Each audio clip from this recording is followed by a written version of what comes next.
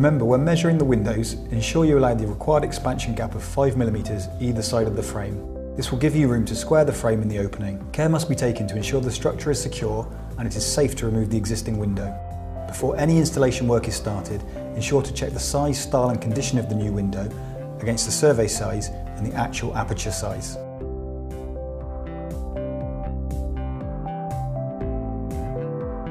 To make it as easy as possible to handle, remove as much of the old frame and glazing as possible. This will reduce the overall weight of the frame. Break the bond between the frame and the wall by running a sharp blade around the edge of the frame. When ready, remove the fixings around the frame. Using a flat pry bar, loosen and wedge the window away from the wall, taking care not to damage the surrounding area.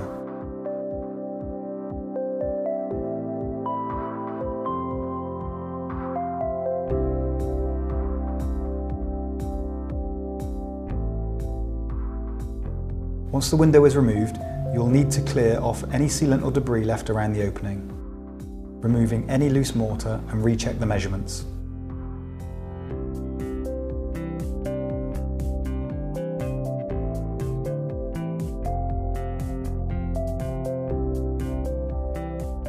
Fit the sill end caps to the sill with superglue.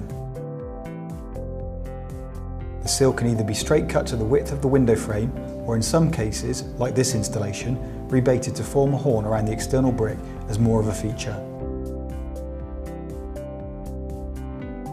Run a bead of silicone along the edge and sill up stand before fixing it to the window. This is to prevent the possibility of water blowing through the joint and moisture from tracking along the sill and into the brickwork. Remove the corner protectors and protection tape. Secure the sill to the bottom of the window frame using appropriate PVC screws. Where required, attach any frame extenders. Run another bead of silicone at both ends of the head and sill to make sure it is watertight.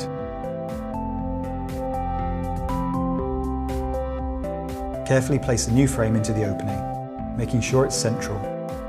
Use packers all around the frame, checking it's level, square and plumb, and the 10mm expansion gap is maintained.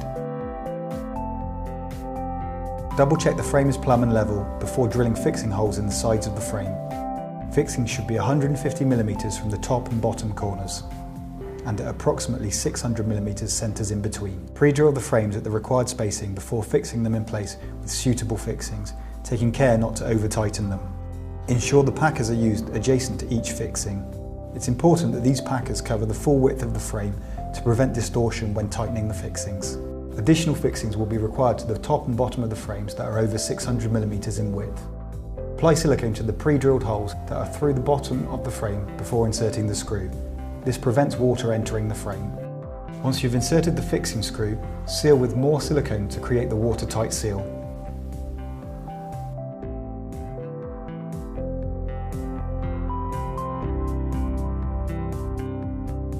Remove the glazing beads, ensuring you do not mix them up, as they need to go back in the same position.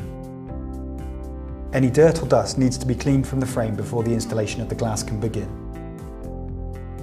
Insert the bridging packers around the opening.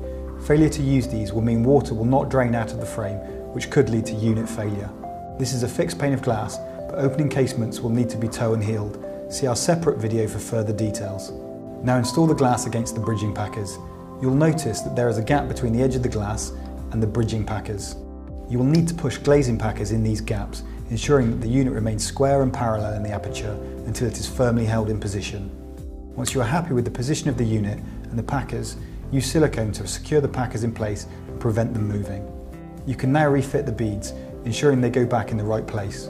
Always start with the shorter beads first. Place the back of the bead into the groove, then use a rubber mallet to tap it into place, tapping on the edge where the bead meets the frame.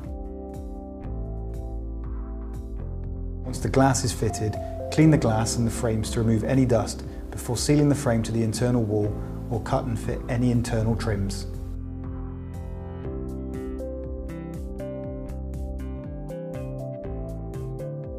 That completes all the internal work.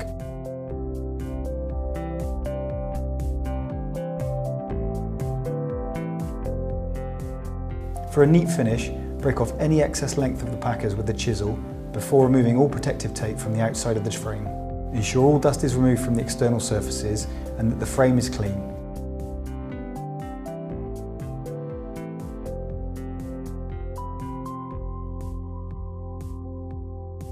Run masking tape along the edge of the frame to help create a neater finish before running a smooth bead of sealant between the frame and the brickwork.